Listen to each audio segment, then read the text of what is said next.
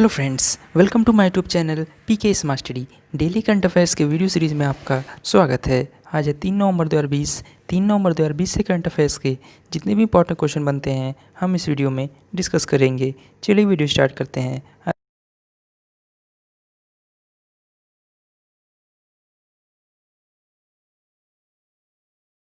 1 नवंबर को प्रत्येक वर्ष 1 नवंबर को विश्व स्तर पर वर्ल्ड वैगन डे यानी कि विश्व शाकाहारी दिवस मनाया जाता है। यह दिन मनुष्यों, जानवरों और प्राकृतिक पर्यावरण के लिए शाकाहारी होने के लाभ के बारे में प्रचार प्रसार करने के लिए मनाया जाता है। विश्व शाकाहारी दिवस आमतौर पर शाकाहारी भोजन और शाकाहारी होने के लाभ को बढ़ावा देने का एक अवसर है।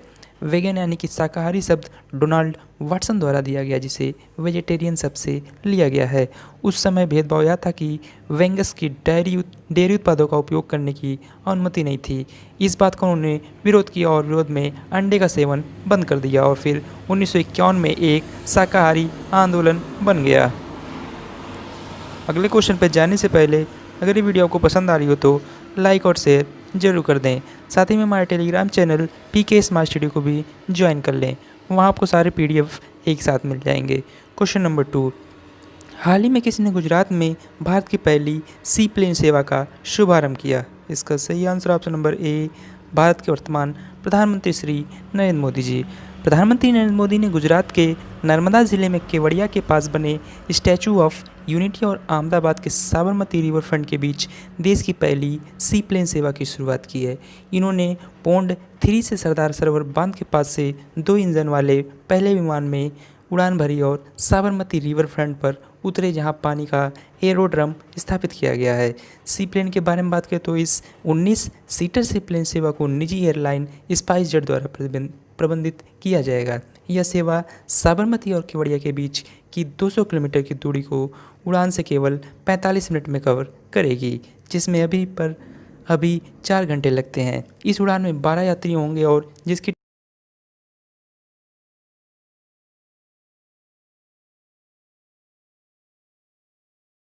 1 मई 1960 को हुआ था। वर्तमान मुख्यमंत्री श्री विजय भाई रूपाणी जी, जो कि आपको इमेज में दिखाई दे रहे हैं। Governor Shri Acharya Devvrat, capital Gandhinagar. First CM Jivraj Narayan Mehta, first governor Mehdi Nawaz जंग।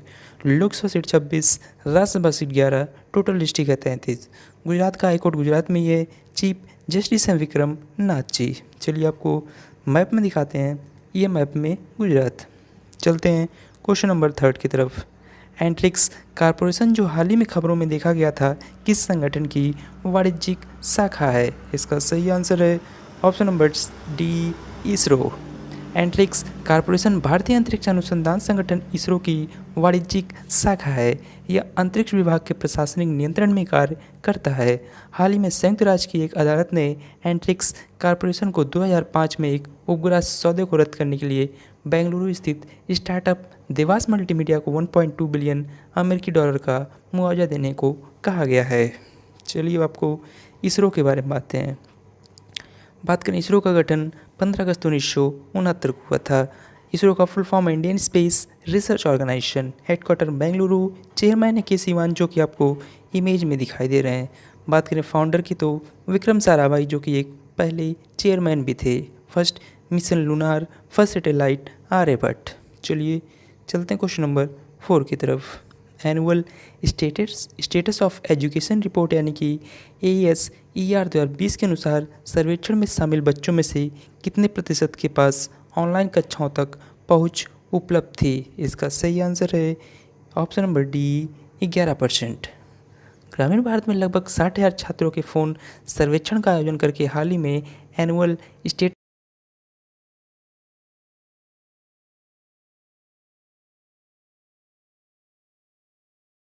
11% के पास ही ऑनलाइन कक्षाओं के लिए पहुंच थी। सर्वेक्षण में शामिल बच्चों में से केवल 1/3 को ही ऑनलाइन सीखने की सुविधा थी। इस रिपोर्ट से देश में प्रचलित डिजिटल असमानता का पता चलता है।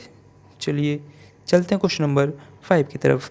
किस समूह ने 50 साल के पट्टे पर मंगलुरु हवाई अड्डे का प्रभार लिया है? इसका सही आंसर है option number B, Adani group. Adani समूह ने हाल ही में मंगलुरु अंतर्राष्ट्रीय हवाई अड्डे का कार्यभार संभाल लिया है। इसने पहले हवाई अड्डे के संचालन, प्रबंधन और विकास के लिए रियायत प्राप्त की थी।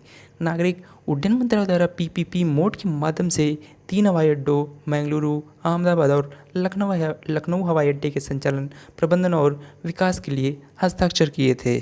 चलिए चलते हैं क्वेश्चन नंबर 6 की तरफ। हाल ही में कौन सा क्रिकेटर T20 क्रिकेट में 1000 छक्के लगाने वाला पहला बल्लेबाज बन गया है? इसका सही आंसर है option number A, Chris Gayle. Kings 11 Punjab की ओर से खेलने वाले क्रिस गेल हाल ही में T20 क्रिकेट में 1000 छक्के लगाने वाले पहले बल्लेबाज बन गए हैं। T20 क्रिकेट में सबसे ज़्यादा छक्के लगाने के मामले में किरण पोलार्ड 690 छक्के के साथ दूसरे स्थान पर हैं। IPL 2020 के चल रहे संस्करण में गिल ने 6 मैचों में 276 रन बनाए हैं। चलिए चलते हैं, ये आपको इमेज में दिखाई दे रहे हैं, ये हैं क्रिस गेल।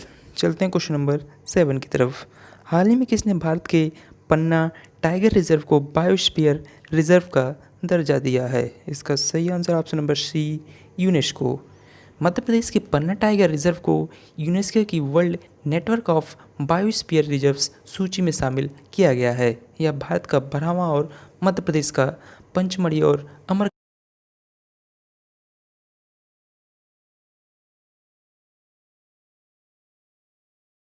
में शामिल किया गया है। वर्तमान में पन्ना टाइगर रिजर्व 54 बाघों का घर है। यूनेस्को विश्व नेटवर्क ऑफ बायोस्फीयर रिजर्व्स यानी कि अंतर्राष्ट्रीय स्तर पर नामित संरक्षित क्षेत्रों को कवर करता है, जो लोगों और प्रकृति के बीच एक संतुलित संबंध बनाता है। चलिए अब आपको यूनेस्को के बारे में आते हैं। बात करें यूनेस्को का फुल फॉर्म है United Nations educational scientific and cultural organisation, headquarter Paris, France. इसकी स्थापना 16 नवंबर 1945 को हुई थी। डायरेक्टर जनरल है आड्रोजोले, जो कि आपको इमेज में दिखाई दे रही हैं। वर्ल्ड हेरिटेज साइट्स टोटल है 1121, जिसमें 869 कल्चरल, 213 नेचुरल, 39 मिक्स प्रॉपर्टीज़ हैं। चलिए चलते हैं क्वेश्चन नंबर 8 की तरफ। हाल ही में किस राज्य सरकार ने पटाखों की बिक्री और आतिशबाजी पर रोक लगा दी है? इसका सही answer option number C, Rajasthan. Rajasthan सरकार ने दिवाली पर पटाखों की बिक्री पर प्रतिबंध लगा दिया है। राजस्थान सरकार ने कोरोना संक्रमण को फैलने से रोकने और कोविड-19 की परेशानी के मद्देनज़र दीपावली पर पटाखों की बिक्री और आतिशबाजी पर रोक लगा दी है। मुख्यमंत्री अशोक गहलोत ने अधिकारियों को बिना फिटनेस के धुआं उगलने वाले वाहनों पर सख्त कार्रवाई के निर्देश भी दिए हैं। मुख्यमंत्री अशोक गहलोत ने कोरोना समीक्षा बैठक के दौरान पटाखों की बिक्री और आतिशबाजी पर रोक लगाने का फैसला किया है। चलिए अब आपको राजस्थान के बारे में आते हैं। राजस्थान का गठन 1 नवंबर 1956 को हुआ था। वर्तमान मुख्यमंत्री श्री अशोक गहलोत, जो कि आपको इमेज में दिखाई दे रहे हैं। गवर्नर है Shri Kalraj Mishra, capital Jaipur. First CM Hiralal Shastri, first governor Gurmukh Nihal Singh. Lok Sabha 25, Rajya Sabha seat 10, total district है 33।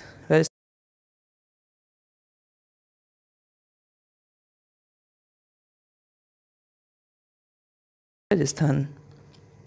चलते हैं क्वेश्चन नंबर 9 की तरफ। केंद्र सरकार ने सैनिक स्कूलों में ओबीसी को निम्न में से कितने प्रतिशत आरक्षण देने की घोषणा की है? इसका सही आंसर ऑप्शन नंबर सी, 27%। केंद्र सरकार ने सैनिक स्कूलों में ओबीसी को 27% आरक्षण देने की घोषणा की है।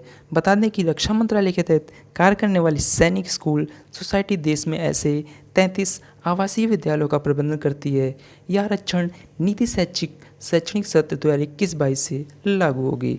सरकार के अनुसार प्रत्येक सूची में 15% सीटें अनुसूचित जाति के लिए आरक्षित है, जबकि 7.5% सीटें अनुसूचित जनजाति के लिए और 27% सीटें गैर क्रीमी लेयर यानी कि ओबीसी के लिए है। चलिए चलते हैं क्वेश्चन नंबर 10 की तरफ। भारत की किस महिला पहलवान ने सिंगापुर में लगातार तीसरी बार मिक्स्ड मार्शल आर्ट्स यानी कि MMA चैंपियनशिप का खिताब जीत लिया है? इसका सही आंसर है ऑप्शन नंबर ए, रितु फोगाट। भारत की महिला रितु फोगाट ने सिंगापुर में लगातार तीसरी बार मिक्स्ड मार्शल आर्ट्स यानी कि MMA चैंपियनशिप का खिताब जीत लिया है। भारतीय खिलाड़ी ने तकनीकी नॉकआउट के आधार पर कंबोडिया की नौसरे पो को दूसरे दौर में ही हरा दिया। रितु फोगाट एक भारतीय महिला पहलवान है जिन्होंने राष्ट्रमंडल कुश्ती चैंपियनशिप 2016 में स्वर्ण पदक जीता था। इन्होंने कुश्ती के करियर पर ध्यान केंद्रित करने के लिए 10वीं कक्षा करने के बाद स्कूल छोड़ दिया था। ये आपको इमेज में दिखाई दे रहे हैं, ये हैं रितु फोगाट जी। चलिए चलते हैं क्वेश्चन नंबर 11 की तरफ। किस आईआईटी संस्थान ने पर्यावरण डिटर्जेंट प्रदूषक यानी कि एसडीएस का पता लगाने के लिए विशिष्ट बैक्टीरिया बायोसेंसर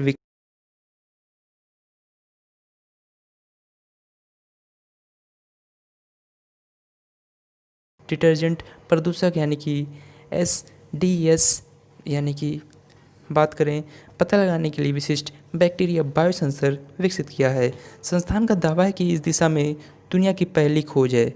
आईआईटी रुड़की की 5 सदस्यीय टीम ने सामान्य डिटर्जेंट पर्यावरण प्रदूषक यानी कि सोडियम डोडिसिल सल्फेट और सोडियम लारेल सल्फेट की उपस्थिति का पता लगाने के लिए बायोसेंसर विकसित किया है। इनका उपयोग प्रमुख रूप से साबुन, टूथपेस्ट, क्रीम, शैम्पू, डिटर्जेंट और कृषि कार्यों और उद्योगों में किया जाता है।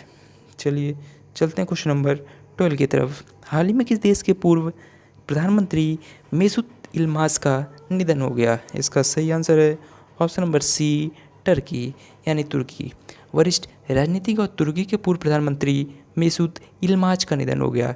वे 1991 से 2002 तक अब डिफरेंशियल सेंटर राइट मातृभूमि पार्टी या एएनएपी के प्रमुख थे।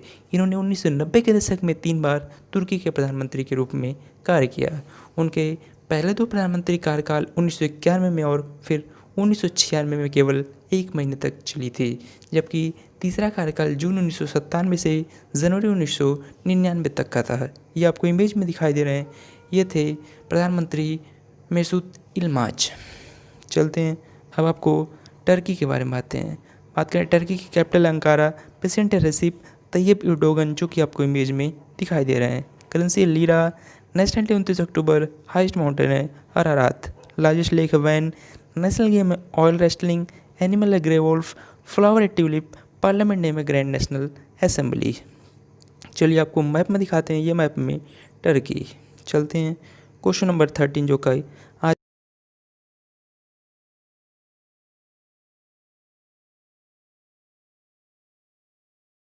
यानी कि घोषणा की है। इसका सही आंसर ऑप्शन नंबर सी, जियो। भारतीय क्रिकेट कंट्रोल बोर्ड यानी कि बीसीसीआई ने जियो को विमेंस टी20 चैलेंज के 2020 संस्करण का टाइटल स्पॉन्सर बनाए जाने की घोषणा की है। इस साझेदारी में Reliance foundation education and sports for all यानी कि RFES से भी सहयोग करेगा। यह एक ऐतिहासिक साझेदारी, इसमें पहली बार किसी प्रायोजक ने बीसीसीआई के साथ विशेष रूप से महिलाओं के मैचों के लिए हस्ताक्षर किए हैं। 4 नवंबर से 9 नवंबर तक खेले जाने वाली जियो वुमेन टी20 चैलेंज शारजाह में आयोजित की जाएगी। बात करें बीसीसीआई के अध्यक्ष हैं सौरव गांगुली। बीसीसीआई का हेडक्वार्टर मुंबई महाराष्ट्र में है। इसकी स्थापना 1928 में हुई थी। चलिए चलते हैं पिछले दिन के वन लाइनर करंट अफेयर्स की तरफ। सरबरीत सिंह जो कि एक नई किताब नाइट ऑफ रेस्टलेस स्पिरिट्स हाल ही में प्रकाशित किए हैं। इंटरनेट डे 29 अक्टूबर को मनाया गया। प्रिविलेज्ड पार्टनरशिप जिसे हाल ही में खबरों में देखा गया, भारत और मैक्सिको के बीच संयुक्त आयोग की बैठक से संबंधित है। वर्ल्ड सिटीज डे 31 अक्टूबर को मनाया गया। डॉक्टर सतीश मिश्रा जो कि डॉक्टर तुलसीदास चुग पुरस्कार 2020 प्राप्त किए। भारत ने यूनाइटेड किंगडम के साथ बुनियादी ढांचे, वित्तीय सेवाओं और सतत वित्त के लिए समझौते पर हस्ताक्षर किए। तमिलनाडु भारतीय राज्य ने सरकारी स्कूल के छात्रों को 7.5% आरक्षण देने के लिए आदेश पारित किया। सरदार पटेल प्राणी उद्यान जिसे हाल ही में खबरों में देखा गया, गुजरात राज्य में स्थित है। बात करें ओमपुरी जो कि एक दिवंगत बॉलीवुड अभिनेता थे। IIFFB 2020 में